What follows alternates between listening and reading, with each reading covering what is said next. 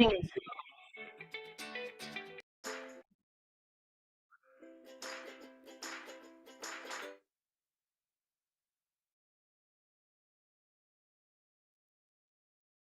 afternoon, everyone, and welcome to our webinar on using the Philippines Skills Framework for Analytics and Artificial Intelligence.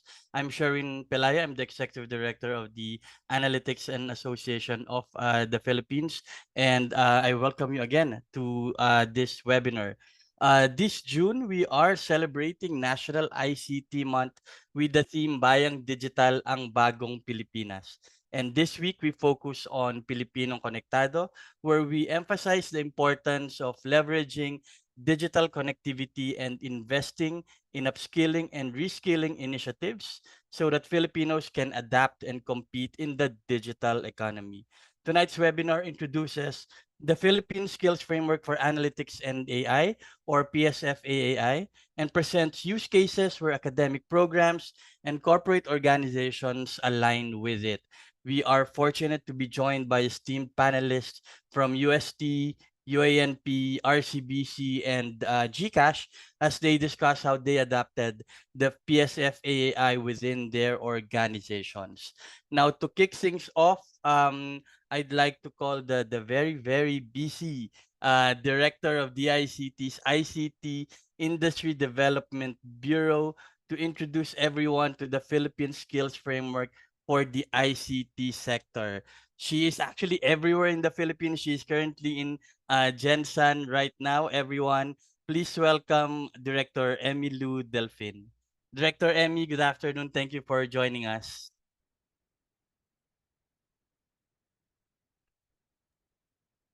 Hi, Sherwin. Thank you so much for the introduction.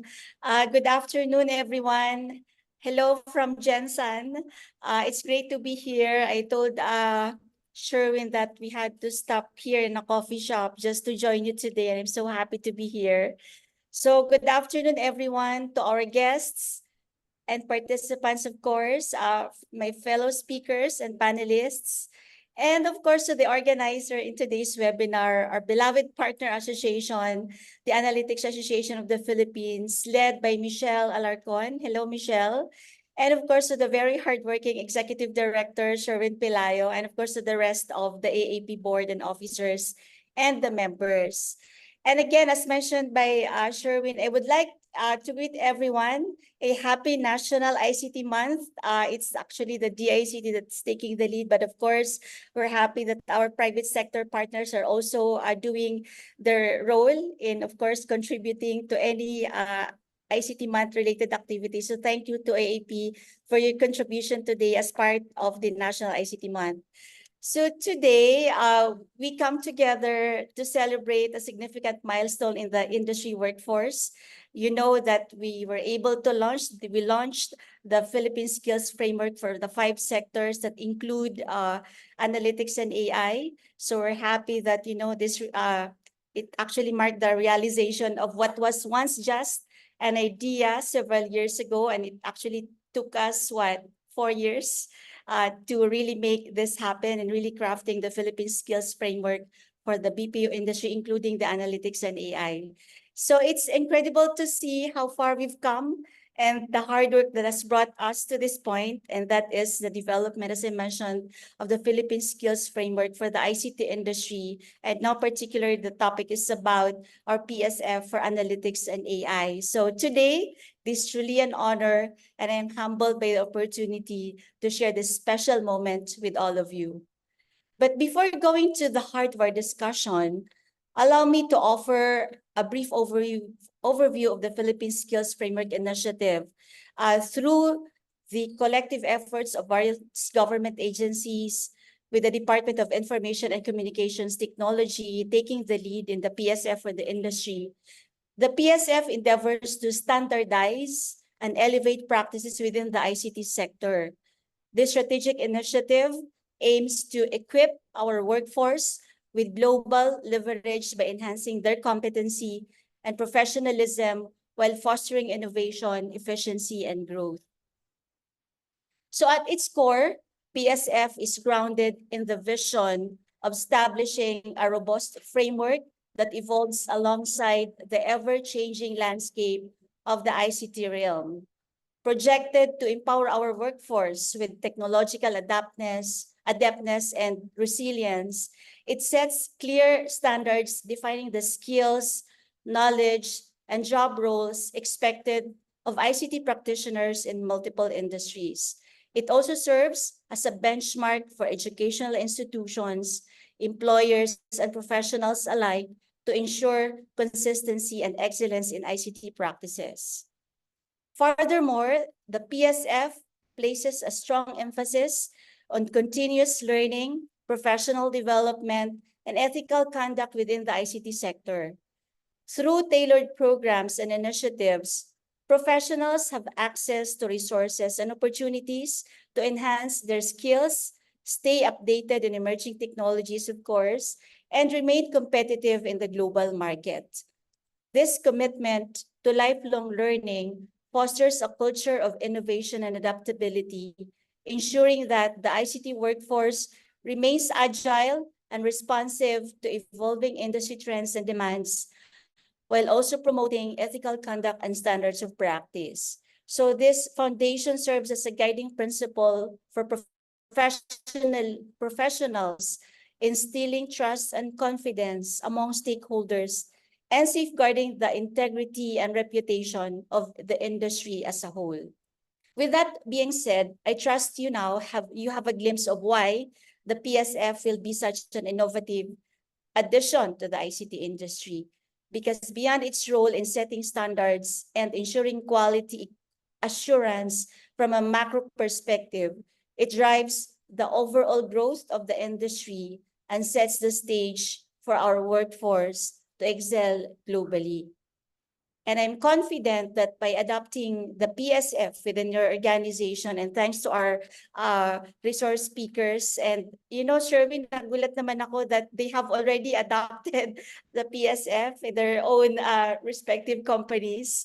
So I am confident that by the others adopting the PSF within their organization, it will seamlessly harmonize with the strategies and successes we have identified for the industry. And moreover, embracing the PSF can significantly refine your talent development programs, bridging the gap between your organization's existing capabilities and the evolving needs of the industry. So best believe that organizations that align with the PSF, AI analytics and AR particularly, are often better positioned to capitalize on new opportunities, whether it involves entering into new markets, integrating emerging technologies, or collaborating on large-scale projects. This alignment provides a strategic advantage. So in closing, let us not underestimate the profound impact that the PSF will have on shaping the future of the ICT industry. As we know, we stand in the brink of this transformative journey. Let us embrace this initiative wholeheartedly, knowing that it holds the key to unlocking opportunities for growth, innovation, and excellence. I've said this during our May 7 launch to our private sector partners, to our friends from the academe, and relevant government partners like CHEDEP and TESDA. So thank you for your support and joining, and of course, for those who are here today, thank you for joining us. And we urge you to embrace these frameworks, including the other frameworks, especially if they're not part of this, with open arms. So please embrace this with open arms. These are not merely guidelines. No, these are a call to action, a call to empower our workforce with the skills, knowledge, and mindset they need to thrive in the digital age. So let us work together to ensure that our Filipino talents remain at the forefront of excellence, shaping the next generation of ICT leaders and innovators. So together, let us forge ahead with unwavering determination and commitment, confident in our ability to not only meet, but surpass the challenges that lie ahead and emerge as trailblazers or leaders in the global ICT landscape. So as I close, in the words of Mahatma Gandhi, he said that the future depends on what you do today. So let us seize these moments to pioneer a new era of success and prosperity, where the principles of PSF serve as our guiding light towards a brighter, more empowered future for generations to come. So again, thank you very much. At gusto kong ulitin ang theme ngayon ng ICT Month. Tuloy po kayo sa Bagong Digital. So maraming salamat again. Congratulations and thank you EAP for this initiative today. Hi Thank Michelle. Thank you. Thank and you, there's Sherwin one and also. everyone. Thank you very much, Director Emmy, for joining us, and thank you also for the trust that you gave AAP, IBPA, PSIA, CCAP, HIMAP, and GCIC on the development of the PSF ICT for the ICT sector. We definitely will be working with you to implement this. 'Di ba? Sabi nga natin, labor of love to. This is our ano na parang gift to our country. So we're also thankful that we do have our members who are very much willing to adopt agad-agad yung skills framework. So thank you again, Director Emmy. Congratulations on the celebration of ICT Month. Hope to see you soon. Again, we'll let you leave na. I know See you're you going to be on very June busy. 28 Oh, you're going to be in at the Dumaguete. culmination. 28. Oh, Yes. no. Okay. Yes. Okay, 20, Yes. June Yes. 28. Yes, Okay, yes. All thank right. you. Thank you. Thank you, Director Emmy. Okay. So, with that, again, thank you very much to Director Emmy for providing an overview of the Philippine Skills Framework for the ICT sector. So, let me now give everyone an overview of what the Philippines Skills Framework for Analytics and Artificial Intelligence actually looks like. Um, this is really just going to be very brief. I do hope that many of you have been following us in our Facebook and LinkedIn pages. We've provided everyone with the link to actually the microsite of the PSF. If you haven't done so, you can scan the QR code shown on your screen, or you can copy the URL there, bit.ly/PSF-AAI. It will actually bring you to the microsite of the PSF. So let me actually type that in our chat. Also, this was supposed to be live streamed in our Facebook page, but apparently our access to live stream is gone. So I'm not able to share this live, but this is being recorded. So we'll be sharing the recording on our Facebook page. So there you go. So if you should now be able to access again the microsite through the QR code and the link that I posted in our chat box. Okay. So again, a very brief kind of overview of the Philippine Skills Framework. This was officially launched, May 7 of 2024. So barely over a month ago. But again, we are fortunate that we do have, our members who have been reading it already, studying it and adopting it for their own organizations. Okay, so the very first your first view of the Philippine Skills Framework for analytics and artificial intelligence is actually the career map. And the vertical band show the 7 career paths, and they are for business intelligence and strategy professionals who analyze trends in data for business growth, efficiency, and innovation. Data stewards who ensure that data is accurate, accessible, secure, and used responsibly. Data engineers who build the infrastructure that collects, processes, and stores data. Data scientists who develop algorithms and models to solve business problems. AI engineers who implement deep learning models that are effective and scalable. Researchers who push the boundaries of what is currently possible, contributing to academic knowledge and practical applications, and educators who create new teaching methods using cutting edge AI skills. For those who have been with the AAP since we started in 2017, you would have been familiar already with the AAP professional maturity model.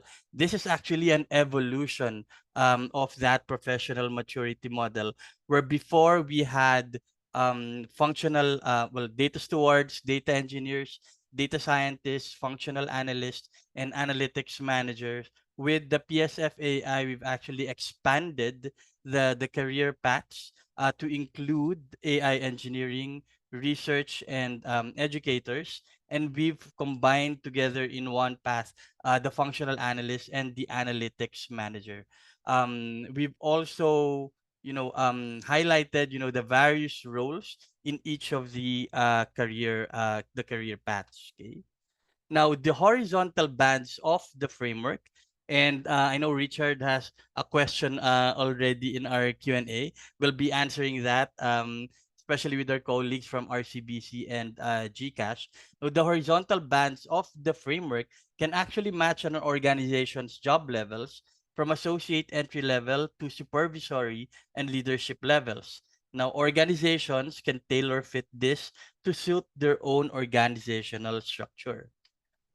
For those in the academe, the horizontal bands also show how it approximates the Philippine qualification framework from PQF's level 3 and 4, senior high school, and national certificates level 3 and 4 to levels 5 to 8 in higher education.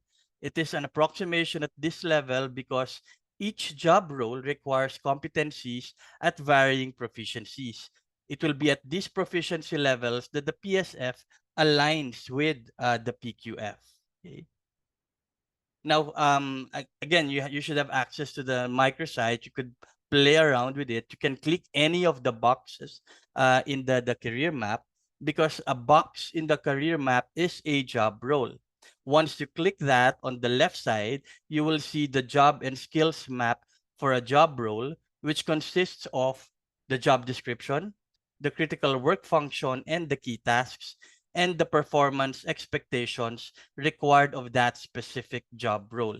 So if you are from talent acquisition, you want to hire this particular role, say a data engineer, you should be able to use the skills framework to write the job description, what are the expected work functions and key tasks, and what are also the performance expectations.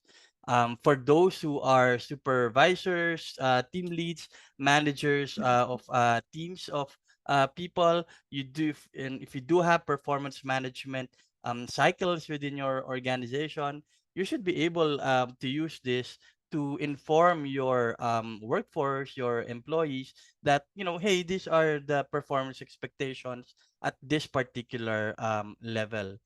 For us, the individual, professionals who work in these organizations, this will at least inform us of what are the expectations from us. That these are the tasks that are being required from us if an organization hires us for this particular role. Okay. Now, on that same page, on the right side, you will see that the job and skills map also contains the required functional skills to perform the tasks well, and the enabling skills to address the more interpersonal and personal management situations. The skills and competencies have different proficiency levels appropriate for the job level. So again, overall, this map presents a well-defined job requirement for a job role. This can be used for job postings for talent acquisition. It can be used also for performance management as employees progress in their chosen career path. Now, a deeper dive on the functional and enabling skills will be useful to corporate trainers to develop company-specific training programs. It will also be especially useful for academia to develop curricula and or realign existing curricula to industry requirements. So once you're in this page in the microsite, you can actually click on any of the functional skills and competencies, okay? And it will show you the skills reference document, which can provide a curriculum developer details about the skill. It contains proficiency descriptors, a list of underpinning knowledge and skills applications, which can be clustered towards the formulation of learning outcomes, and a list of related tools and technologies.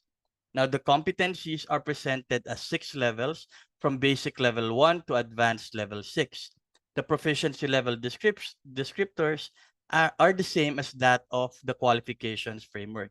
Now, it is at this granular level that the PSF aligns with the PQF. This is important for our educators, for our members in the academy.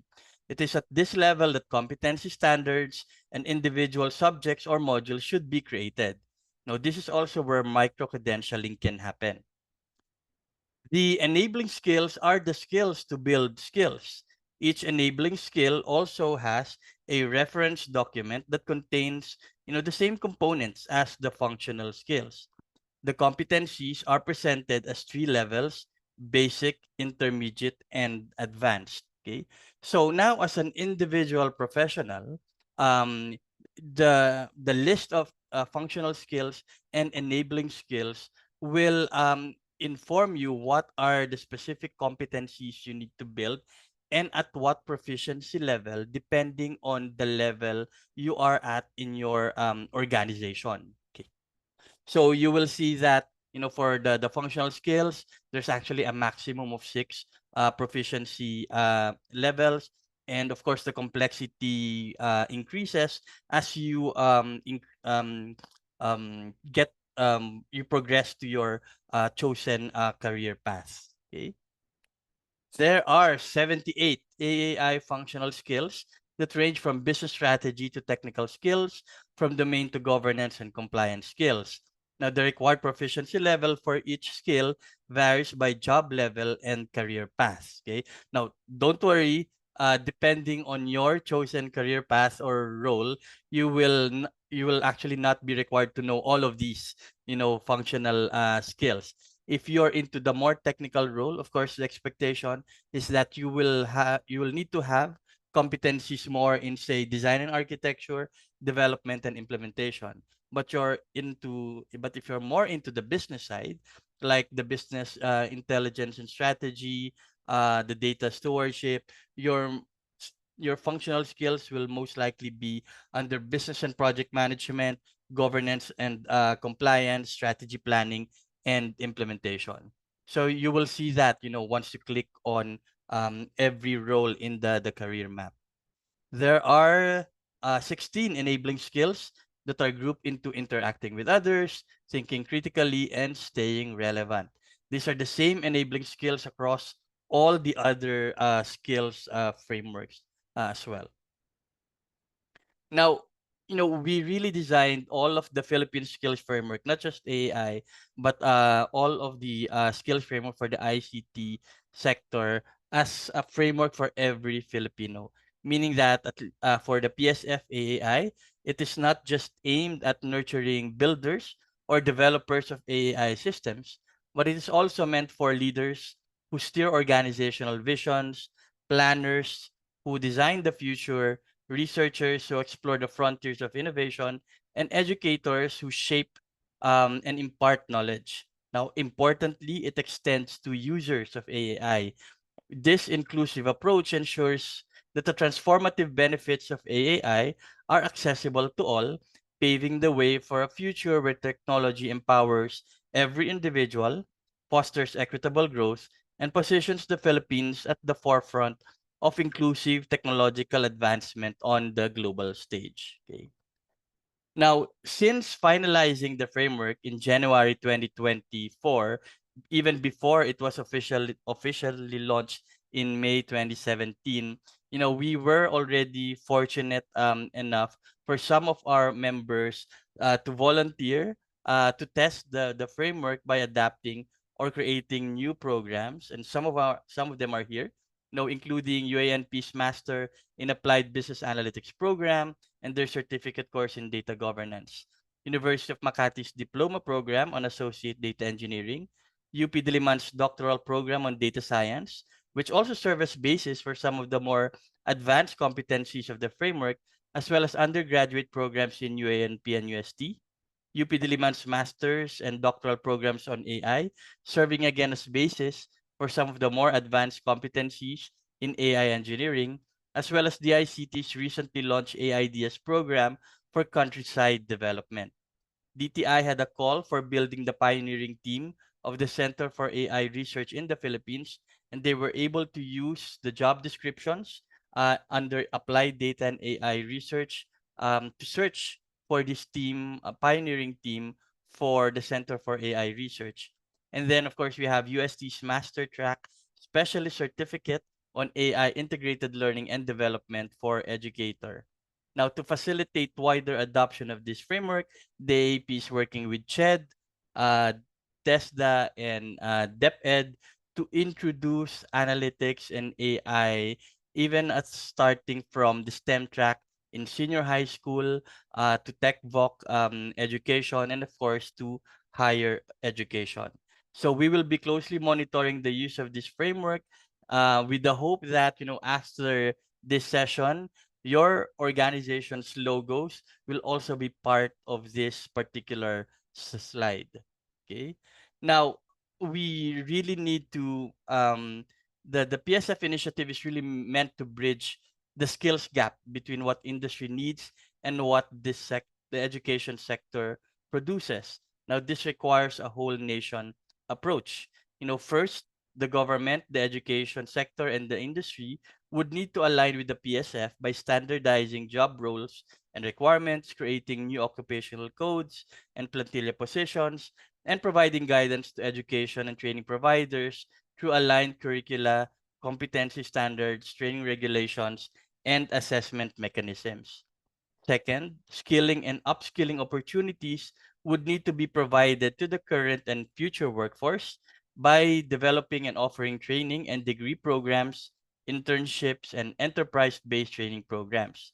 Education and training providers would need to be prepared as well to develop and offer such programs by collaborating with industry through shadowing and externship opportunities. Lastly, we would need to collect and analyze labor market data and tracer studies to evaluate the effectiveness of the PSF initiative. Now, with the PSF in place, we can create a more responsive and dynamic workforce ready to meet the challenges of tomorrow and prepared for emerging global trends and the future of work. Okay. With this particular slide, I'm now going to turn it over to our speakers for this afternoon. As you have seen, the success of the Philippine Skills Framework for the ICT sector, for analytics and AI, it's not really just about our education sector aligning with the industry needs. The industry should also align itself, with the PSF so that both industry and academe are aligned and they're speaking with on the same language. This is why our panel of speakers today are coming both from the academe and from the private sector. Okay, so let me just stop sharing here. If you do have questions, please feel free to use our Q&A box. Okay. And I think Juliet has a question about should this also be seen in curriculum of the education profession? I think that's going to be a perfect question to introduce our first speaker. She is the Vice Rector for Academic Affairs at the University of Santo Tomas. Ladies and gentlemen, let's please welcome Dr. Cheryl Peralta. Good Doc Chef, afternoon. there's a question already. Should this also be seen in curriculum of education profession? Turning it over to you, Dr. Cheryl. Yes, thank you. And well, I'll be very glad to answer that question after the presentation. But well, knowing the changes in the education landscape right now and the impact of artificial intelligence, as well as the need for us to keep on monitoring data on teaching and learning, I believe that the PSF-AAI should be something that to be taken into account in preparing current and future educators to ably guide our students on how they can respond to the changing needs of the future of work. Probably I'll just give you a better perspective on how we at UST were able to maximize the use of the PSF-AAI in developing a program that will prepare educators for integrating artificial intelligence into teaching and learning. So we call this the Master Track Specialist Certificate on AI Integrated Learning and Development, or our ACE program, at the University of Santo Tomas. This is a collaboration between 3 offices in our institution: the Center for Continuing Professional Development, or CCPED, under the Graduate School, the Center for Innovative Teaching and Educational Delivery, which takes care of all our faculty training on pedagogy, and the Educational Technology Center, EdTech, which is our main office that supports training of students and faculty in the area of technology tools utilization for teaching and learning. So this Master Track Certificate is part of our ACE program. So this is the AI Core Certification for Educators, which we develop particularly because we have seen how in our regular training programs for faculty in the University of Santo Tomas, we have seen the need for providing support programs, training programs for fellow educators, to allow them to increase their awareness of the changes, the changing landscape of education, the changing demands of the workplace, and the impact of emerging technologies on teaching and learning. Our experience in our own training programs have driven us to extend such benefit to fellow educators outside of UST, whom we hope will likewise appreciate how the university has put together expertise from various disciplines to help educators navigate the changing needs of our students in the fourth industrial revolution primarily. So this Master Track Certificate was first launched in the Artificial Intelligence Summit 2024 that we sponsored in the University of Santo Tomas. I'm very grateful to AAP for being one of our support partners in this conference, and likewise grateful that we have this chance to share with you our journey in the development of this Master Track Certificate. So as Sherwin has shared, we are actually very fortunate to have been part of the process of validation of the Philippine Skills Framework for Analytics and Artificial Intelligence. And with that, we took interest in focusing, well, initially we applied the PSF-AAI in the development of our Bachelor of Science in Data Science and Analytics program under the College of Science in collaboration with the College of Information and Computing Sciences.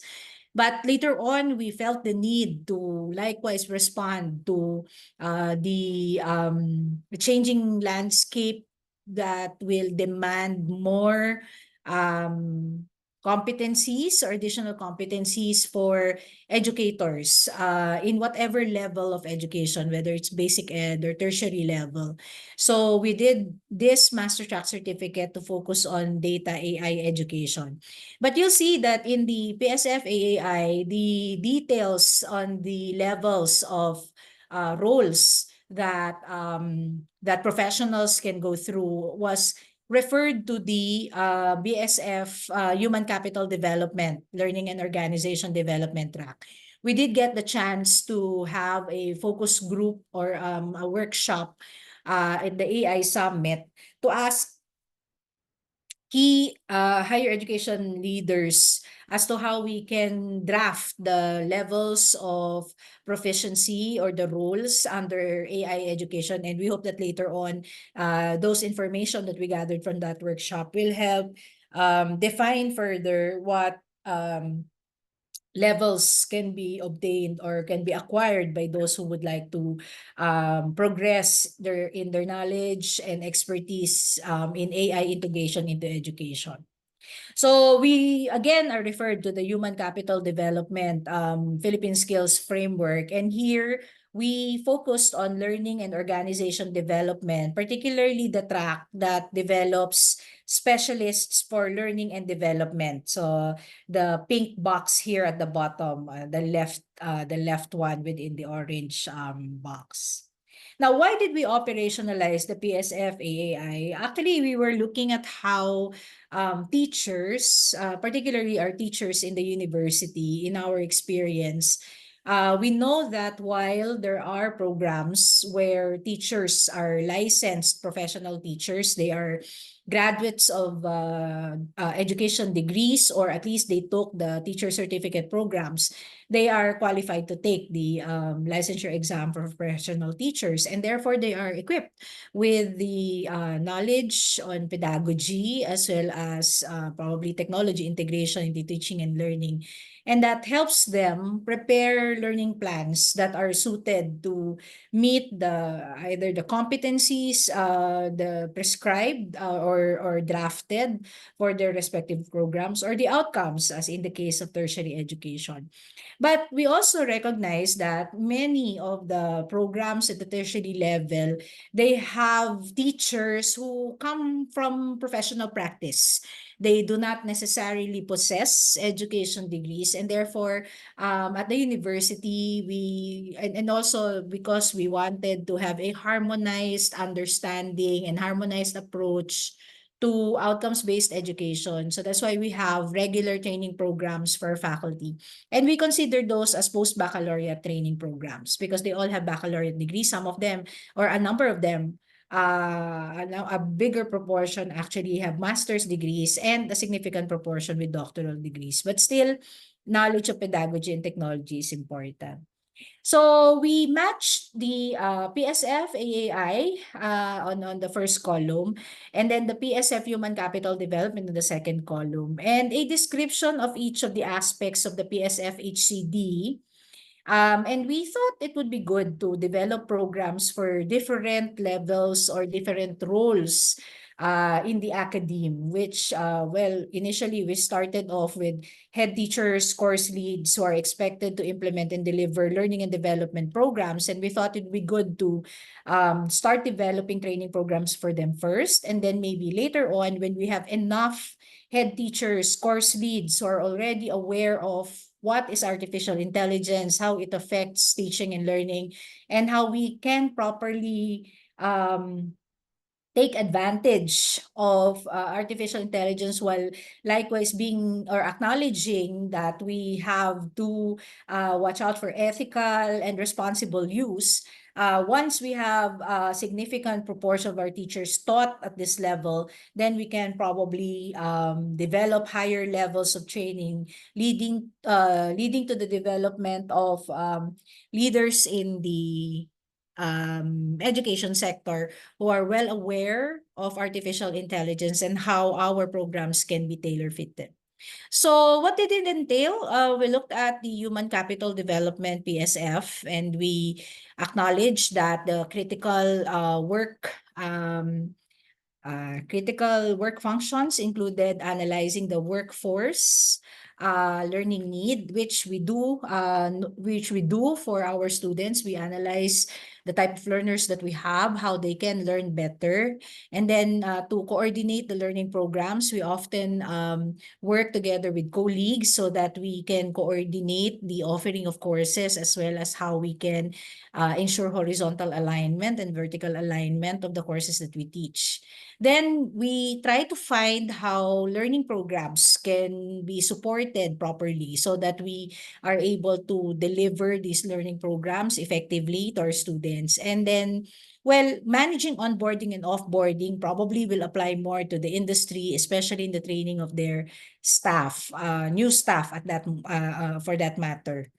Now, we also looked at functional competencies, and in terms of the education sector, we felt that it would be important to develop skills on group dynamics facilitation, especially because in the tertiary level and even in basic ed, our role as teachers gradually move from being content experts to being guides by the side. So facilitation would be very important.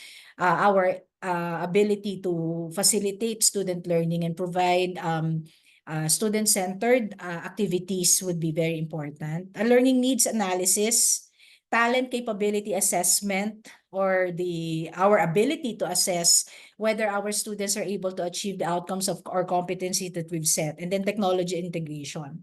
Now, in terms of enabling skills and competencies, important are adaptability, communication skills, learning agility, and transdisciplinary thinking. For the educators of today, we feel that because of the VUCA world and the continuously changing demands on education because of the rapid changes in the workplace, these are enabling skills and competencies that we have to continuously develop among our educators. Then UNESCO also released, and then at present, this has been revised already as a draft. They are developing the AI competency framework for teachers, and this is also one of our bases for developing the program, and even one of the bases for developing the AI Summit 2024. So a focus on the human-centered mindset. It's not as if AI will replace human agency. Human agency should still be of prime importance in using artificial intelligence in education, but we have to really emphasize on ethical principles, responsible use, and even co-creating AI ethics. AI foundations and applications will be very important. That's why we have to teach teachers how to use AI techniques and applications. And of course, you cannot just use technology. It has to be anchored on sound pedagogy and then continuous professional development for our teachers. So we developed the Post-Baccalaureate Master Track Certificate Program, which is an 18-unit program composed of 6 master courses, each master course running for 54 hours. Initially, we drafted the first master course for 5 to 6 weeks via hybrid learning. So this is a 3-unit equivalent. Every course is a 3-unit equivalent that may be credited to a UST Master's program because this is PQF Level 7 equivalent if translated to the UST Master's program, subject to existing policies and evaluation. So we had to tap into collaborating offices because we know that given the expertise needed to effectively deliver the course, we need the expertise of people who are very versed in technology, people who are very versed in pedagogy, and people who understand the adult learning needs of teachers, because these are already professionals, they are already educators, and therefore we thought it would be good to have a tripartite collaboration in the delivery. So we have 6 modules. The basic module is AI Fundamentals, or building the foundation for designing, engaging AI learning experiences. So we created badges. So this is the Explorer badge. The AI Fundamentals course is actually a prerequisite to the 5 other courses, which includes improving instruction through harnessing the transformative power of AI for teaching and learning, AI integrated assessment. So the strategist badge actually focuses on teaching and learning strategies. The analyst badge on AI integrated assessment, unlocking AI's power for insightful and personalized learning mastery. Then we have a module also focused on AI augmented content, leveraging AI for instructional media production, AI-powered learning design, which revolutionizes student-centric learning with AI and design thinking approaches, as well as AI-supported education, which focuses on AI safety in teaching and learning. That includes ethics in AI. So we have defined each of the aspects of the content that will be focused for each digital credential. And by the time the educator will finish all 6 components or all 6 master courses, they would have already deeply enhanced their learning plans in delivering instruction to their students. So we've finished with master course number 1, which is Fundamentals of Artificial Intelligence in Education. We offered this in April 2024. It was approved for 15 CPD units under the CPD Council for Professional Teachers. We had 28 completers. It was a good mix of basic education, representatives from basic education institutions, higher education institutions, and likewise from industry practice. So they had a very good interaction of what works or what they need in their respective workplace, what they think would be the AI tools that would be most appropriate to use, and how they were able to integrate this into their learning plans. So based on our learning experience, connections with the industry in developing and implementing the program was very important. We're very grateful for Sir Sherwin for joining us, in fact, in being one of the panel, no, in the final presentation. A collaborative and interdisciplinary approach was needed. So we had experts among our speakers who are graduates of education. Some are really experts in technology use. We have people from the IT industry who inform us of what the recent developments in AI are all about. And we have ethics experts who inform us also of how to properly navigate AI. Bottom line, it has to still be outcomes based. It's not enough that they just are able to try all the AI tools, no, through experiential learning and practical applications. Ultimately, it's how they find value in what they learn and how it translates to better learning plans for the educators. So we intend to run a second run of the master course 1 in September before we offer the next master course, so that we have quite a bigger pool of potential applicants. So again, this is how we develop the Master Track Specialist Certificate. I hope you were able to get at least ideas on how you can also apply the same in your respective institutions. Thank you. Thank you very much, Dr. Cheryl. And thank you very much for inviting me po to be the panel of the first batch. It was, really heartening, to see our educators, at various levels and various fields.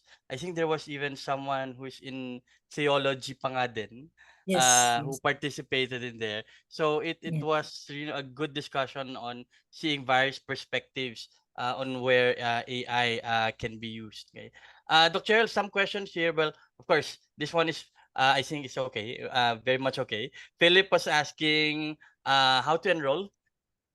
Uh, Yes. Yes, I did post the email address, or you can send me a message, crperalta@usc.edu.ph. I'll be able to refer you to the office that will provide you with all the information. Thank you. Thank you, Dr. Cheryl. This one I cannot answer. Probably Yes. you or Doc will. But in PRC ICT is categorized under TLE. Would it be better Mhm. if we have our own majorship? Um, yes, I think well, ICT maybe as a track might be under TLE, but I think the use of artificial intelligence, as is, I believe, at least to our interpretation, the intent of the PSF-AAI can actually be threaded through any of the aspect or any of the tracks of education, and even the other professions, I think, for that matter. Because apart from education, which is really the academic program focused on pedagogy and integration of technology, even the other programs do recognize that education, being an educator is part of their practice. So I think it's good to also recognize that this can be integrated into any of the curricula for that matter. And therefore, all educators should actually be trained on how the impact of AI and how we can integrate it into our respective learning plans. Yes. Dr. There are several questions actually addressed to you. If you could actually type Yes, in I'll your just answer. answer na Yes, lang yes, then. But I yes. think for those asking about, how to enroll more information, you could email CCPED at Yes, CCPED. unc.edu.ph. I know there are several batches already for this. Thank you very Thank, much, thank you very much. Dr. Cheryl. All right. Thank Okay. you. Next is the Vice Dean for Faculty Affairs and Research and the Program Director of the Master in Applied Business Analytics Program at the University of Asia and the Pacific School of Management. Is actually my boss at the UANP. Please welcome Dr. Ruel Maningas. Dr. Ruel, good afternoon. Thank you for joining us.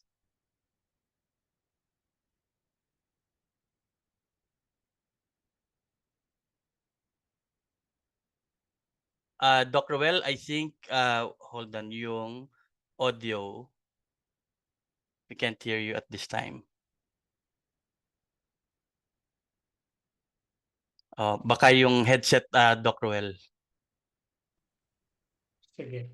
So Ayan, yan. Yes. Sige, okay, Dr. Well. I will not use the headset. So good afternoon, everyone, and Sherwin, thank you, AAP, for the opportunity for us to share our journey in aligning our program to the skills framework. And as you mentioned, that initially we had this analytics job family that we serve as basis of our program curriculum. And now we are going to share with you how are we going to align our program with the current Philippine Skills Framework in analytics and AI. So allow me to share my screen now. Okay. Okay, so this is basically a presentation on how we align. The use case is the MABA, or the Master in Applied Business Analytics program, where I currently serve as the program director. And we would want to focus on how we align and we are making ourselves relevant to the industry and community through offering graduate and professional programs in business analytics. Okay. So for this presentation, I have only four areas of concern. So we'll just have to initially give you the MABA program at a glance so that you have idea what this program is all about, how did we start. And also immediately after that, we will have the early adoption and initiatives following the old framework. And now we are heading to the new framework as launched last May 7. And then we have also, as part of my presentation, is the alignment with the PSF-AAI. What are we doing right now and some of the next steps. So just to provide you with an overview of the program, so let me have here the program at a glance. So we actually had this program, and it is a pioneering program in applied business analytics that we launched in 2018. So during the time, three scenarios that were considered by the program. At the time of its conception, we had the jobs to be transformed by digital technologies. The second is lack of analytics talents. And the third one is companies becoming data-driven. So it is a 2-year program. So we had our term one starting in August, and it ends in term 3 from April to July. So this is basically for experienced professionals rather, who would like to seize the power of data and analytics. And we do not actually discriminate in terms of the requirements. Anyone from the industry can apply regardless of their background and educational attainment, because we have some bridging classes that we also introduce to our applicants so they would know and feel the environment before they proceed to the actual program. Now, our tagline is actually, we make data serve people.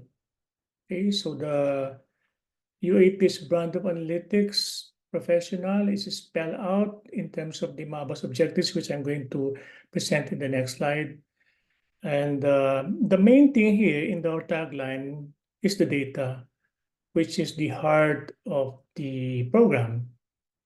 And that is, we use data, we transform it for a purpose, and this purpose is what completes the action. we make it serve and be useful to people. So that's basically our tagline. Now, in terms of our objectives, so the program would like to become more relevant to the clarion call of the IR 4.0, and this is in terms of the changing landscape of the digital economy. We would like to provide a program that is responsive to the needs, analytics needs rather, of the industry, government, and academe, or the triple helix, and other emerging institutions such as those who are into emergency measures, those who are in civil society, etc., etc. At the same time, the program not only aim to meet the growing demand for people with business competencies, leaderships, and managerial skills, but we also provide the much needed professionals schooled in humanist and ethical perspectives. So they're also capable of making sense of data to provide insights to drive business and organizational solutions. So in essence, with regards to the tagline, we would like to remind people of the ethical conscience that should direct their choices in designing analytical systems. So meaning the MABA graduates are expected to come up with human-centered designs and be constantly aware of the wider societal consequences of their work. That's basically is one of our vantage point. Now, you can see on the screen, we have 6 learning outcomes that we already aligned with the skills framework during the time that it was still on a draft mode. So we had our curriculum review last March 2023, and I even asked the AAP at the start of the year, final na ba itong framework, so that we can finally align all our initiatives, all the programs initiative with the PSF on AAI. So these are, as you can see on the screen, these are our program outcomes. Now, just to give you some profile of our students, we have currently we have 45 students, a male 24, female 21. So you could see also the undergraduate courses. We have from education, from accountancy, and STEM area. And in terms of the position, so we have also people at the top level. We have managers, middle level managers. We have professionals at the same time, team lead and consultants. So these are our students. And to continue, so the industry where they come from, they are from the shared services. They are also from, some of them are from finance, insurance, banking, health, manufacturing, and government, as well as from the NGOs. Now, for our alumni, we have already a total of 50 alumni. So we have 4 batches of graduates already as of this date. Now, some stories as regards our early adoptions and initiatives. We have this curriculum that we actually upgraded last March 2023, and this took effect in the school year 2023-2024. So you could see here the different courses that represent some of them are foundational courses. You have the application courses in blue, the analytics courses in green, the quality courses in red, and the integration courses, which you can see are offered in term 5 and term 6. So this is where during the time last year, this is basically aligned to the analytics job family, which was mentioned a while ago by Sherwin, Professor Sherwin. And this is basically on looking at these different analytic jobs role, which also are being detailed given this framework. But I'd like to show in my next slide the alignment that we did based on this original framework that we followed in terms of our delivery of our program curriculum. So this is just a illustration of how we align the different courses with the analytics jobs families. And in the skills framework, the new one, we have also added a scope there. But you could see here that we are really trying to make it a point that all these courses are really anchored on training, on delivering the course on what are the competencies that need to be manifested from our students. So this is just a illustration, but this is not necessarily exhaustive. Now, in terms of our alignment with the PSF-AAI, so the MABA program graduates would be, of course, we would like to produce analytics managers. And in the old framework, this is also the one that we followed. But with this new one, we will also have this as our guiding framework. And you could see how do we do this in terms of our alignment. So we have this one that we followed in our previous implementation of the curriculum. And what we're doing right now is looking at the Philippine Skills Framework, the updated one. We'll try to match it again and do some critical analysis of how the previous one can be enhanced using this available framework that we have right now. And this basically would what? This basically would produce a graduate that has the attributes of the business analytics managers, which are actually detailed in the updated Philippine Skills Framework for Analytics and AI. So this is actually part of the academic program offering. This is the graduate program.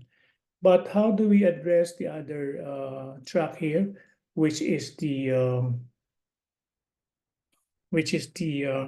learning and development track of the framework? So we actually had our UAP professional education in business analytics, which we launched last year as well. And this basically is our training arm that would provide the industry with the short and long certificate courses. And I fully acknowledge the initiative of UST also providing some training for teacher education for them to be equipped with the necessary skills to of course deliver the knowledge and learnings related to analytics and AI. In our case, we are focusing on the industry to provide them with courses, seminars, and other capacity building activities in order for them to realize the learning outcomes for their respective organizations, such as creating value from data to address the real needs of the people in their organization, applying business analytics to address real business problems, and also evolve the business by building a data-driven organization. So we just had our certificate course in data governance that we offer to some companies and conglomerates. So this is a certificate course in data governance that we delivered during the first quarter. We also had one for another conglomerate last from March to May, and we also hope that through this program we'll be able to also address the other needs and the other tracks in the Philippine Skills Framework. Okay. Now, what are the next steps? So the next steps is we hope to continue the alignment of our courses. Now, it's not only, probably I could also influence the other programs in the university to align, and not only the learning outcomes, but also the contents with the PSF-AAI. It is a continuing effort. We should not stop because the AI and analytics are really dynamic in nature in terms of the technology, in terms of the tools and the skills competencies. We would like also to sustain the partnership with AAP. AAP is our partner since the time of the program's conception. We would like to continue partnering with them for us to be guided in terms of implementing the skills framework, and for us also to keep abreast with the evolving knowledge and skills requirements of the AAI sector. And the third one, going back to our objectives, we hope to continue providing organizations and communities across industries with much needed analytics professionals schooled in humanist and ethical perspective, which we believe is our vantage point. So with that, thank you very much for listening, and congratulations AAP and DICT for the launch of the framework. And we will continue to support all the endeavors. Thank you. Thank you very much, Dr. Well, for the presentation highlighting, of course, the alignment of the UANP programs with the skills framework. I think we are the AAP has been fortunate to have members like UANP and UST who have been, with us through the start and who were really very much willing. I don't want to say to be guinea pigs, but to test, the frameworks that we had, even starting with the AAP professional maturity model. And as you highlighted, Dr. Well, one of the major change is that, in the professional maturity model, we actually had a separate career track on analytics manager. But now with the skills framework, we grouped it together with business intelligence and strategy. But it actually didn't stop us from, updating pa the MABA program. Dr. Well, apart from this, UANP also had the data science, the undergraduate data science program, and there's a specialization on analytics as well, right? Can you talk a bit more about that and how they're also aligned with the PSF? Yeah, we actually continue to collaborate as well with BS Data Science, with the program director always with us in terms of crafting the contents as well and the program outcomes. Because we understand that data science basically is more on the technical side, but when they are into the industry already, so they have to have also business domain that they need to also be equipped with. So we're trying to also look at that, and we're talking about it and how our data science students can be equipped with those business domains. Okay, so because that would make it more applied.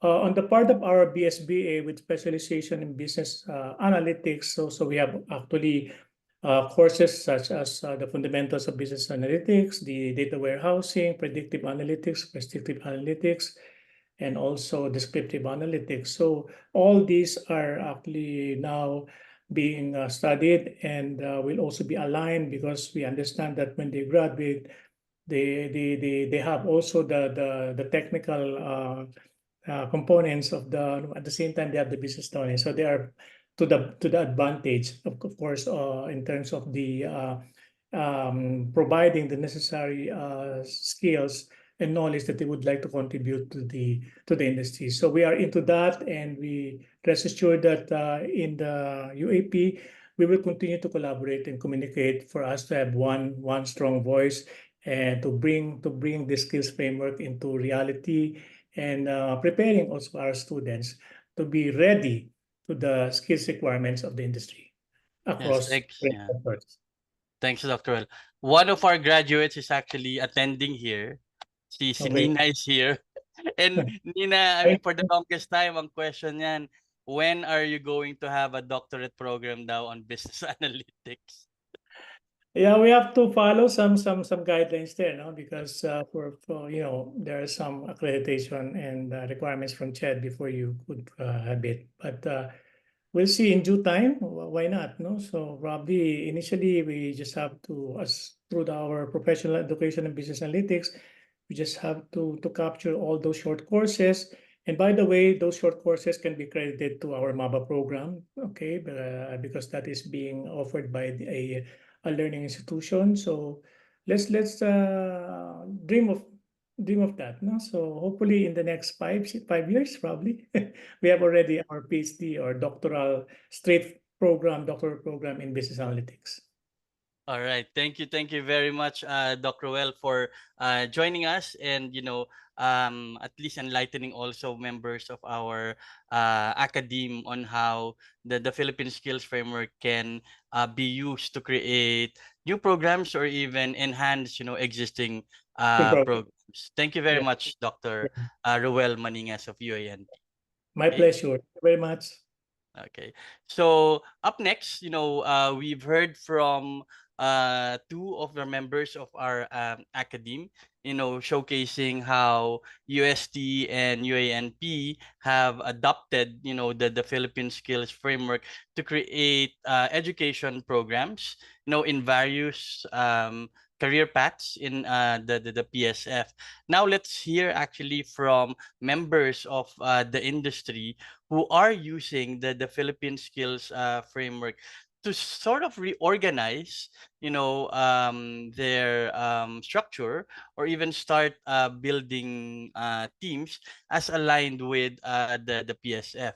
While we have said that the Philippine Skills Framework is really the voice of the industry, informing the academic sector on, what are the needed training programs, it is also important that our industry also aligns and adopts the skills framework, so that we're really just talking about, the same language. And we're fortunate to have leads of, data science, data enablement, data engineering here as part of our panelists. And I know that there are two questions that we've actually left in our Q&A, and I hope our speakers would be able to respond to their questions, because it's really more about organizational structure. So first off, we have the modeling division head, data science and analytics of RCBC, Ms. Katrina Carranza Rodriguez. Kat, it's evening now. Good evening. Thank you for joining us. And the floor is yours.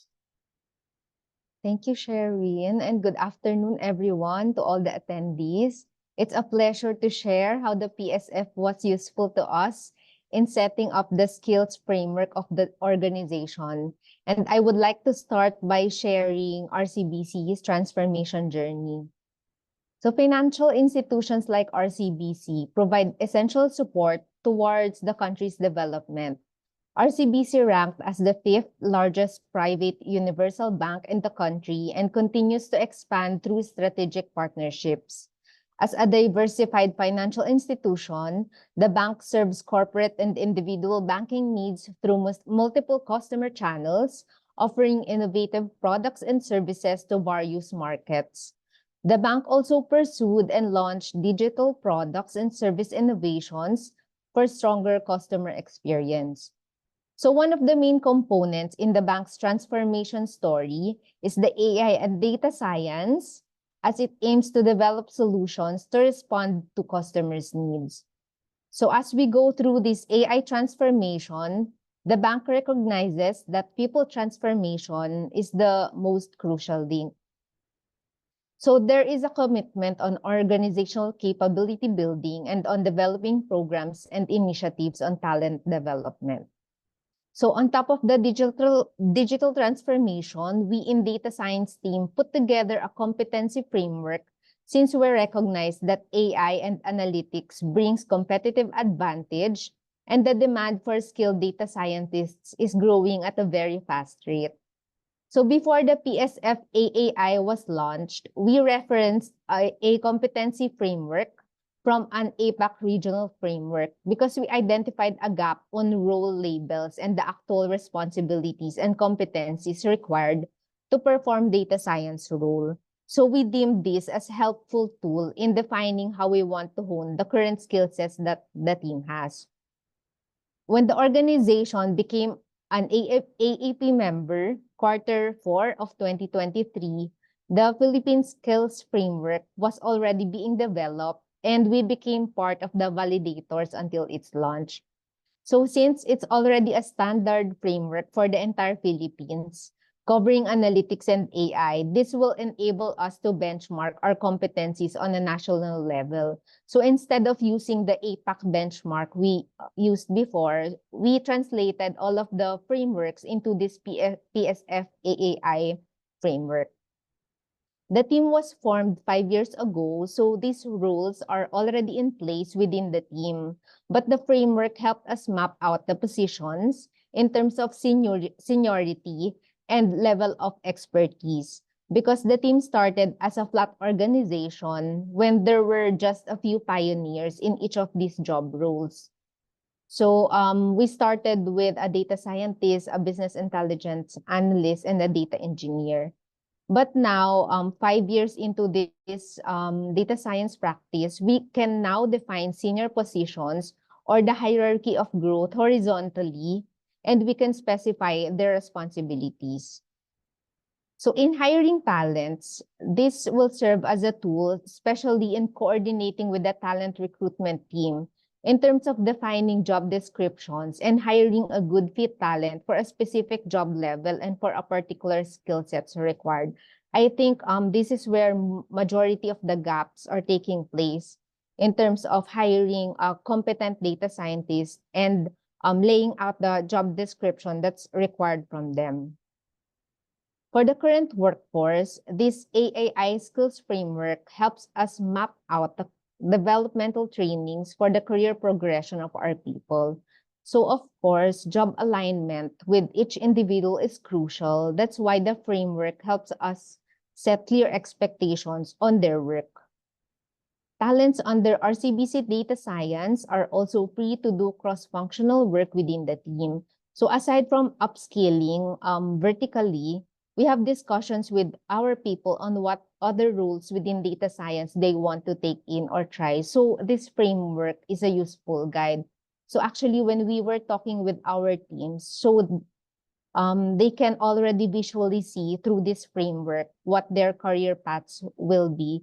So there are more discussions into others venturing other opportunities in terms of role. So I see this specifically towards the more technical people, wherein they prefer to try out different job roles on a junior level. And they say that they are considering themselves to be a full stack analyst once they go around performing or even trying all the junior job roles. So there are people that I've encountered that are interested in doing those cross-functional works. So we piloted the competency framework in my team, the AI and ML team, and we plan to complete it for the entire data science team this year. So in fact, this is part of our individual KRIs in the team this year. So we are all expected to map out our own competency plans and again, highlighting the strategic focus on people transformation in RCBC. So in summary, the framework can be used to support workforce planning, recruitment, to develop individuals and team, highlight career pathways, and enable competency recognition.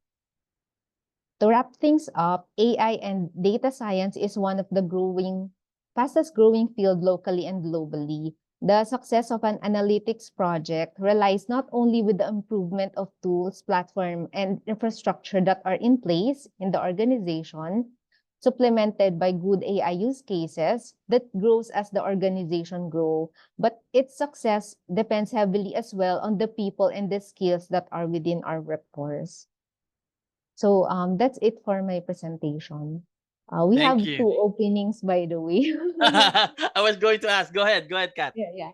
2 openings for business intelligence analysts and 1 opening for the senior data scientist position. So connect with me. You can send the CVs through my LinkedIn profile. And the requirement was lifted directly from the PSF, for the Yes. business intelligence specialist as well as the senior data scientist. Okay. So, man, I mean, I'm very happy actually. Thank you, Kat, for being here. Yes, you were able to join, AAP last quarter of the year. And it was actually during the time that the PSFs for ICT, including AI, were being developed. So I guess it was a sign, no? It was an opportune time, that you were looking into this, structure, reorganizing your teams. Well, actually, your team is kind of expanding. At the start, it's I mean, a competency framework is not really useful if you have, you're really just starting. You have a few people, one person per each of the track. But as your team is growing, definitely you will have, junior people, mid-level, and then senior people.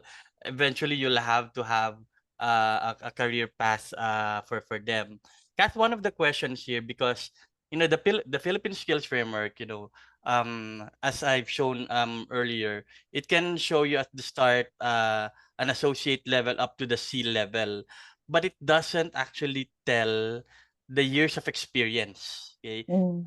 it doesn't recommend or prescribe years of experience. So there's a question here.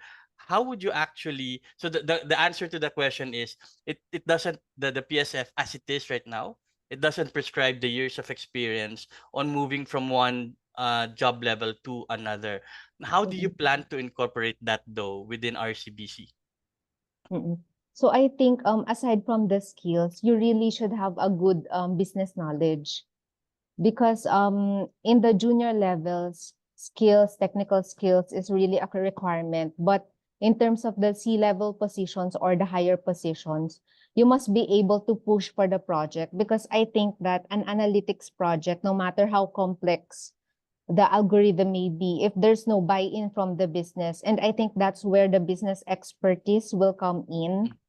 That's where the project will really be more successful if there's a business realized outcome.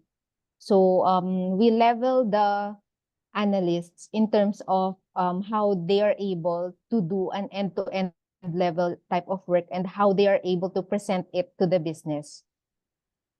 Okay, thank you very much, Kat. Kasi yun nga I mean, we cannot really prescribe, the years of experience.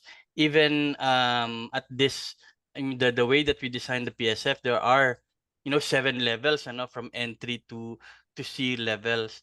Are you seeing ba you need more job levels or fewer, job levels within RCBC? I think in our organization, there are we will be needing fewer job levels because I think that putting more hierarchy at this point in our organization will be bottlenecks for communications. But for example, there are junior levels, then there are the more senior or the lead ones. The communication will be more direct. That's in our case. But of course, there are other organizations might require hierarchical positions, especially those that are already well established.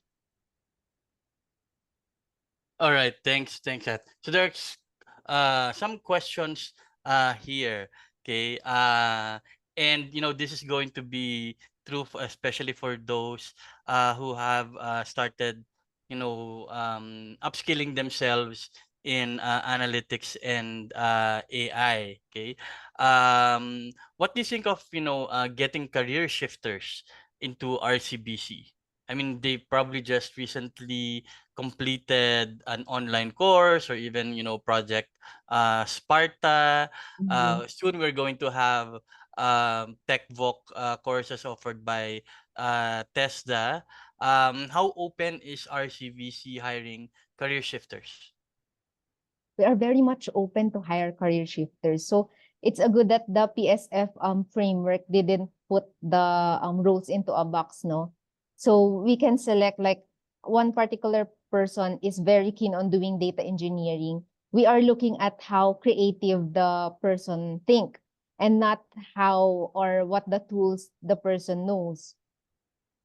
So in terms of hiring, we are looking into the those ones that are willing to learn and willing to master the expertise, even if they are career shifters. That's great. Right. Okay. Richard here as a question.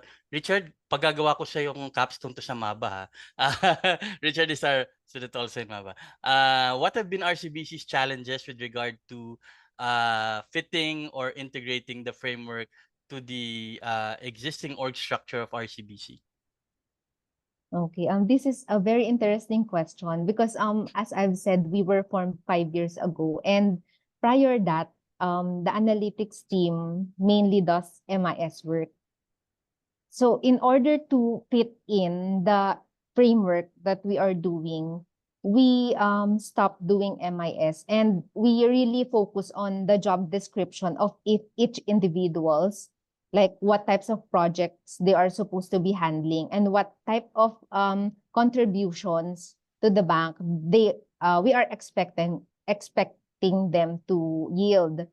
So that was one of the challenges when we were starting. But right now, the challenge lies on the hierarchy. So as I've said a while ago, since the organization itself is not very hierarchical, so we trimmed the framework into certain levels, like the junior, senior, and the C levels. And we kept it that way for now because we want the communication to be as smooth as possible. All right. Thank you very much, Kat, again for joining us and letting us know the experience of RCBC. I know you're not able to share as much as you can because of course there's some things that are confidential. But definitely we are inviting career shifters, experienced professionals to join RCBC. Having or adopting a skills framework, a competency framework like this, I always tell, someone who asks, what criteria should I look for a company for that can actually nurture my career in analytics and AI? I said, if they have a competency framework, ask them for a competency framework. Having a competency framework means that the organization will really take care of nurturing your progression in a chosen career path. So thank you, Kat, for joining us. And hopefully, we'll see more evolution of your competency framework within RCBC. Thank you, Sherwin. Thank you, thank you. Okay. And then after Kat, let's look at another industry who's also looking into adopting the skills framework in setting up their organization. Although I've known this organization have been in existence for so long. They have a very, very strong data team. But I'm happy that they also saw the need of adopting a competency framework such as the PSF-AAI. Our next speaker is the head of data enablement of GCash. Everyone, let's please welcome Mara Di Masupil. Good evening, Mara. Thank you for joining us. Good evening, Sherwin, and good evening, everyone. My name is Mara from GCash, and I'm really happy to be able to share with you our goals for improving our data and AI competencies here at GCash. And sabi nga ni Sherwin, we have a very strong data background here at GCash, but of course, it's always important for us to continually improve and see how the industry also works and also suggests and recommends best practices that we can follow. So for this evening, I will be sharing our journey in articulating our competencies at GCash and utilizing the skills framework that we have together with the AAP. So I just want to share, when I started my career, my first assignment was actually how to build a training needs analysis for data. And it's really quite difficult because there are things that you need to consider when it comes to the roles, the different overlaps, the expertise, the different technical skills that you need to consider when building a learning and development framework.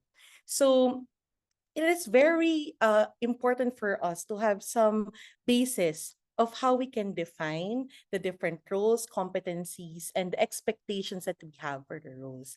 And this will then be a catalyst and a starting point for us to deliver the different initiatives that we can have, not only for those who are data practitioners in the organization, but the entire community. So we are really blessed to be part of the skills framework during the verification, validation, as well as during the launch, because I believe that having this in place will let us put an importance in developing the different skills of our manpower when it comes to data and AI, but also in finding the different layers of expertise that we are looking for future practitioners coming from the academe as well as the people who would like to join GCash as part of our growing community of data practitioners. So at GCash, we prioritize data because we believe that through data, we can make a difference. And one of the difference that we want to establish is providing a positive impact through empowering our GCash community with data and AI capabilities. So for that, we partnered with our people and purpose team, our HR department, in building the data capability building for our GCash community. So we started with the skills development framework. So this is actually one of the key projects, key priorities that we have right now that I'm working on and spearheading for the GCash community.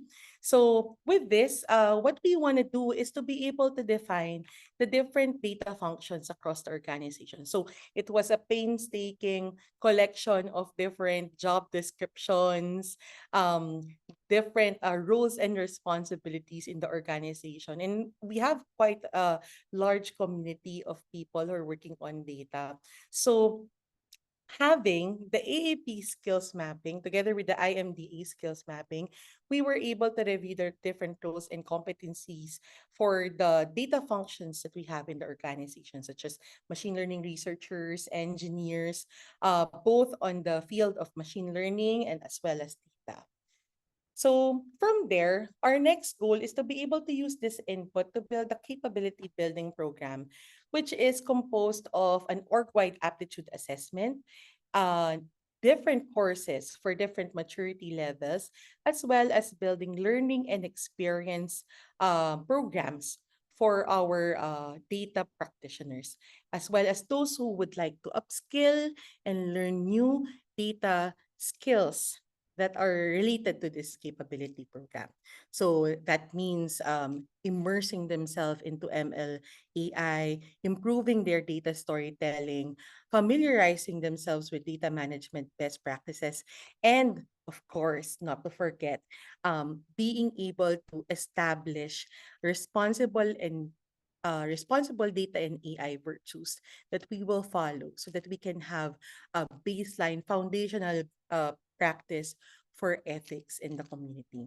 And to match that up with our on-the-job training for experience-based learning, together with our social learning for community participation. And that means having a setup for advisory and mentorship from experts in the organization, as well as those from outside, and also brown bag sessions so that we can continually build learning to complement the different learning pathways that we have for the different functions.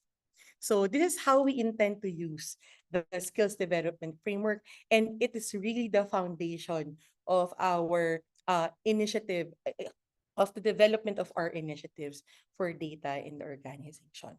So just to give you a picture of how it is, in a very high level sense, no. So what we did was we tried to look at the different competencies and then map it out together with the IMD and AAP levels. And the reason why we're doing this is because when we started, we weren't aware yet of the AAP. And what I'm saying is that we've been doing this for like, I think 2 years or 1.5 years ago. And one of the key areas that we're looking at is the IMDA, which is the SG Skills Framework. So when we were informed that AEP is also launching a skills framework for the Philippines, we were very happy because here's another industry expertise that we can base on. So from the different roles, the different functions, we mapped it to the different levels from associate to C-level, similar to how the AAP structure, the AAP AAI structure was made. And then for each of those band levels, we matched it up with the different functions. And as you can see, here our key roles are really mapped together with the AAP. So meaning there's a lot of similarities to how we're doing it with the ones in AAP. And one of the things that I found very important and very critical with it is defining the baseline role of having a data analyst. So in this way, like even if you have different expertise in the organization, there's a clear expectation of what a basic data analyst is. So this becomes a stepping point for people who would like to upskill or maybe change their career pathway and move into data, as well as having basic expectations for people who are working in different functions in the organization. So we were also able to define success factors based on the definitions and capabilities in the AAP, and also clarified roles and responsibilities. And what I really like about the AAI is that it's very easy to use. Like, it's all there. When you click on the role, you can already see the definition, the roles, expectations, and it's very comprehensive. You can see different functionalities, not only when it comes to data management, analytics. You can also see competencies on cloud computing, on infrastructure. That is very important, most especially if you want to build a very holistic role for your organization. So there you go. So thank you so much for this very short but very important sharing of our experience. So I hope that we can connect as well. We have our advocacy on data ethics, which we call Good Data for Good. So we hope that we can reach out to you for that, as well as keep the conversation going into improving the capabilities and competencies in the analytics industry. So that's it, Sherwin. Thank you so much. Thank you very much, Mara, for that. You know, while you were speaking, I was feeling, thank you. I mean, all the hard work has paid off, and thank you for Yes. participating in the validation session. I think if there's something that we can really be proud of, with our skills framework, is that we just didn't use Skills Future Singapore. We also look at the Skills Future for the Industrial Age, which is actually based in Europe, and also the Job Skills Australia framework. The intent really is, and I'm actually probably hitting my foot here, right? We really want to produce world class talent. That regardless of where you want to go, once you have these competencies, that the competencies will be recognized all over the world. I know that by saying that, people will now start building their competencies and apply for jobs elsewhere, but it is really something that we're really looking. I mean, that one of the intent of the PSF to is to give our fellow Filipinos globally competitive skills. Oh, and by the way, we're actually even now more advanced than Skills Future, because I think the last version that they had was pre-generative AI. And now we actually have generative AI already in our Yes. framework. Yeah. So Maras, just have a few questions. I think same question that I had with Kat. Are you hiring in GCash? I think we are. Our slots fill up very, very quickly. But please connect with me if you would like to explore potential hiring for data roles here at GCash. Right. In terms of the years of experience, how were you able also to factor that in the framework that you're doing at GCash? Okay. So with the help of the skills framework, no, with AAI, we were able to match up the different career path of our main functions. So meaning before, one of the key areas that is always being raised by people working in data is that they're not recognized with improving their levels because they don't because they're technical and what you call this, they're individual contributors. That's one key area that we want to work out, that people are recognized to have their career progression on the technical level, similar to how other startups and other tech companies do as well. And in this case, we were able to see areas of progression on a technical level, and capitalize on that technical capability, and compare it with people who are progressing on a people management role. Yes, I So think, yeah. Mara, that is a very, very, Mhm. important, aspect of this. Me, I've been working with the ICT industry for a couple of decades now, and in my experience, there is really in most organization, most consulting IT organizations, they're putting premium on people who can do people management, leading teams, project managers.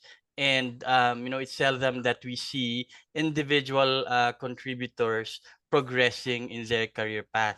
I mean, they will only get promoted if they agree to become a team lead or a project manager. Okay, now we're not saying that it is not important, which is also why in the skills framework, we have the career path for business intelligence and strategy for those who really are capable of becoming, project manager. So that's the career path for them. And Dr. Well mentioned about, building really analytics manager. So there's a career path for them, but for individual contributors, the other career paths will also be, open for them. Now, okay, I have to caution also, even if you're an individual contributor, it doesn't mean that you're going to work alone, right? It's still important that they work with others, also probably mentor and coach the more junior level, but at least the expectation for them, or the assurance for them, is that they can continue to be working at the very technical level and still progress in their careers.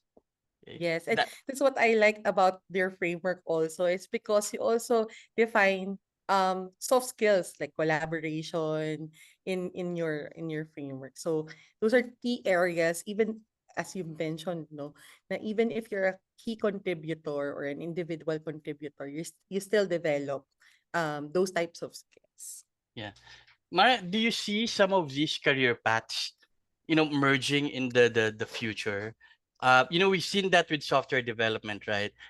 Used Mhm. to be there's a different career path for back end, for database developers, and then you have a separate career path for front end, developers. But now those are actually merged to become full stack developers. It's very seldom that you now see a software developer who's really just required to do back end, but he or she is also expected to do front end. Do you see that happening also with analytics and AI, like a data engineer, the role of a data engineer, you're expected also to be a data scientist or an AI engineer. Is there going to be a full stack data scientist or a full stack AI engineer in the future? Well, I think we're going back to the unicorn theory. I Yeah. don't know if it's a theory or something like that, wherein a person working on data or a data scientist has all these skill sets involved. Um, yeah, I think we're at the position we're in technical skills of people who are working on machine learning and Gen AI can transition to being more full stack because I believe that the value that we have on the outputs that we produce can be better realized and can have better impact with business if it can have a full set of development or full set of implementation, starting from the idea and then leading up to a realization to an initiative or to a product. So that can happen in the future, and hopefully with the arrival of Gen AI, like people will be more attuned into exploring like how to simplify their work. This can be a potential area of convergence that we can see. All right. Thank you. Thank you very much, Mara, for joining us and, sharing your experience in adopting the Philippine Skills Framework into the organization of GCash. I know, we have so many other collaborations in the future. As you said, one of that is on the ethical and responsible use of data and AI. So we hope that we can have those projects very very soon with you. Thank you very much, Mara. Okay. Thank you. Okay. And I think that actually wraps up our discussion, our webinar for today. I'd like to thank, of course, Dr. Sherry Peralta, Dr. Roel Maningas, Katrina Carranza, and Mara Di Masupil for spending some time and providing use cases on how our Philippine Skills Framework can be adopted by both the academe and the industry. At this time, may I ask actually everyone to please open their cameras. Would like to take a group photo, including Sunny and Mon, and I'll just insert Director Emmy's photo later. She actually is in Jensen and had to go to a meeting right now. Okay, Sunny, Mon, are you able to open your cams as well? There's Mon. Okay. Sige, let me count and take a picture. 1, 2, 3. All right. I think we got it. Okay. Thank you. Thank Habol you, si Doc everyone. Cheryl, I think. She's trying Uh, to. Doc, are okay. you there? I'll Yeah, I think insert my that. videos have been acting up. Oh, sorry. I'll take that picture. Before we close, let me just promote some of our activities for this National ICT Month.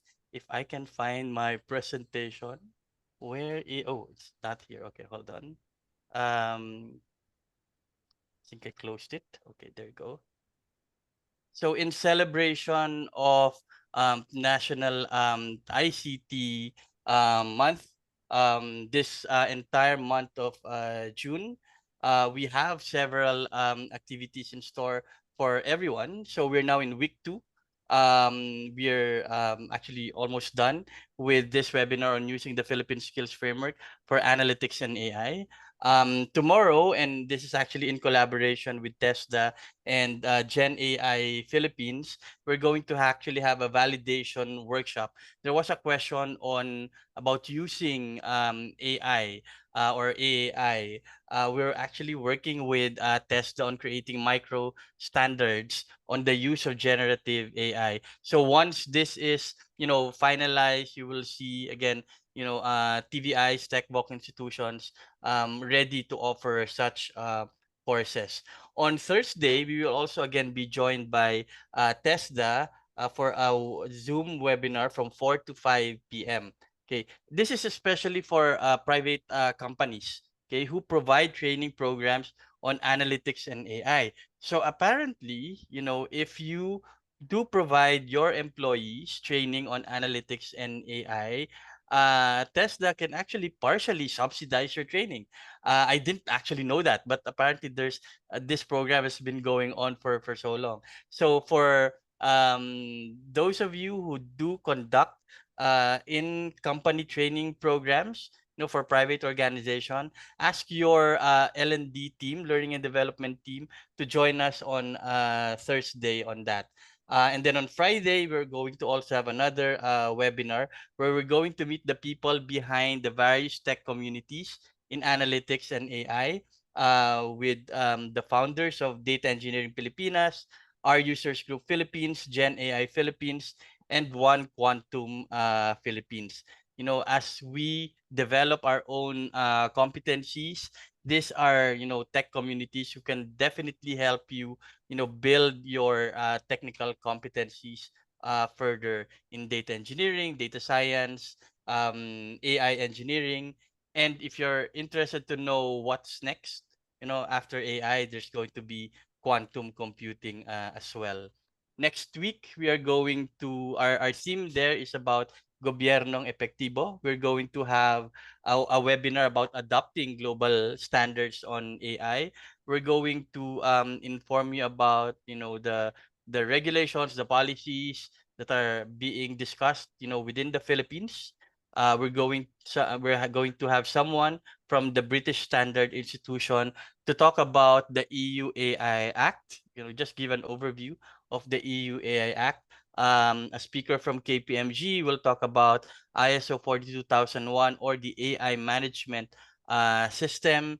And then one of AAP's co-founding board members, Doc Ligot from Seralytics, will be talking about a recent paper on AI safety, that he was part of, collaborating with other nations around the world. Okay, and it has been just recently launched and released, and it would be good to see how the world views AI safety. Okay, the one on June 20, well, actually, I'll be actually going to Baguio to do harnessing the power of AI for learning, hosted by the ICT Cordillera Administrative Region.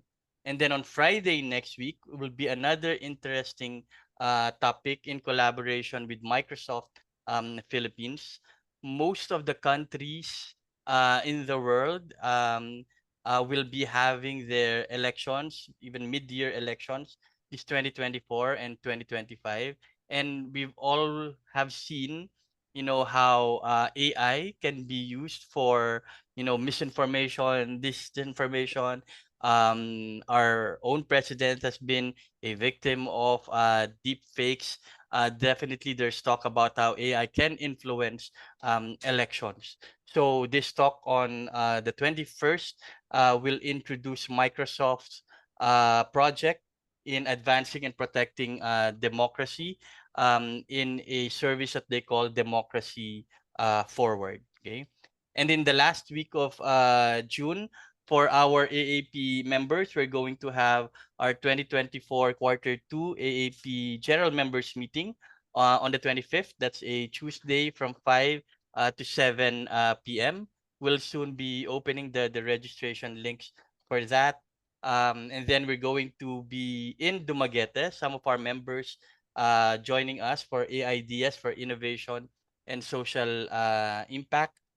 So I'll actually be in Dumaguete while we're going to have the general members meeting, and then culminating all of the National ICT Month on June 28th. Okay, so all of these you can find in our Facebook page at analytics. What is that? Analytics.ai.ph, or in our LinkedIn page, analytics-ai-ph.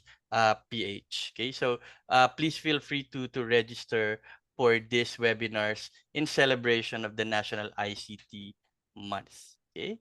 To close our webinar for tonight, let me call on the president of the Analytics and AI Association of the Philippines, Ms. Michelle Alarcon. Michelle.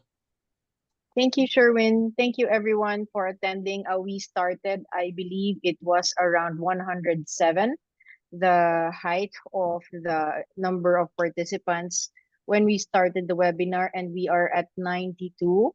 We sustained it at around 96, which is not too bad, right? Not too bad. It shows you the interest in the PSF, but I can also say that most of our meetups are like this. Yucks. But we make it worthwhile, right? So it's a 2-hour webinar, almost 2 hours, and it's a Monday, and everyone is just here, still dialed in, listening to all these great speakers, because we have so many insights coming from both the academic sector as well as the private sector, and hearing from a public sector how this really started. And I just want to close by saying that this is just the start. We also shared all these, aspirations that we had from 5-6 years ago, and this was really we saw the actual, embodiment of all those aspirations. It really happened. But again, this is still just the start. We need partners and everyone's support to implement it, to try it out, enrich it, and iterate. And we will do this as long as it takes, however long it takes, for how many more versions of AI there will be. Then we need to do that together, right? So this is what our association is all about, and this is why we call it an ecosystem.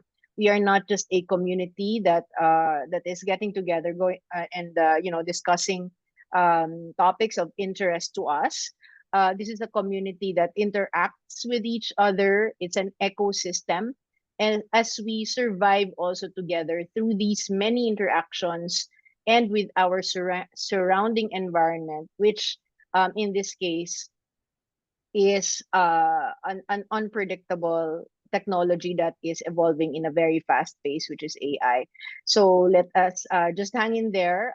Please always reach out to us and make sure that you also strive to be part of the future conversations, and we will definitely be creating more venues for us to discuss, not just through webinars. So please join us if you are not yet a member. And to our partners here, Doc Ruel, Doc Cheryl, Kat, Mara, super salamat, super salamat. You are the first ones to at least share with us what you were able to do and accomplish. And pag may pabuena mano, di ba? Pag may pabuena mano, syempre, we will also make sure that you will always be sought out, no, for advice and future inputs para po ma-enhance natin ito further. So thank you everyone for spending your Monday night with us. Good night. Thank you very much, Michelle. And I forgot, sorry, Michelle was talking about, a venue for collaboration and meeting and further discussion. I forgot to announce that we do have our National Analytics and AI Summit on July 17. It's going to be at SM Aura, if I'm not mistaken, right? Okay. Early Yes, yes. bird registration is ongoing. So please do visit our Facebook page again so you can start registering for the National Analytics and AI Summit on July 17. Okay.